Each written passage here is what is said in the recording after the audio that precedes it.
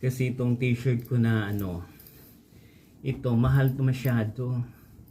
Hindi pa naman tayo famous. Kasi polo nga siya, di ba? Polo. Ganitong kulay, maganda to. Pampasok.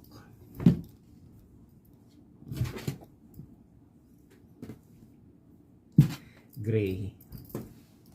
Masyado siyang mahal. Pero ito yung pinagawa ko. Pag nagpagawa ko nito, isang batch. Red. Yan yung pinagawa ko before 2 years ago na nakalipas. Ang pinagawa ko nito marami noon. Iba-ibang kulay. Red, black, green, yellow na hilaw. Ayan.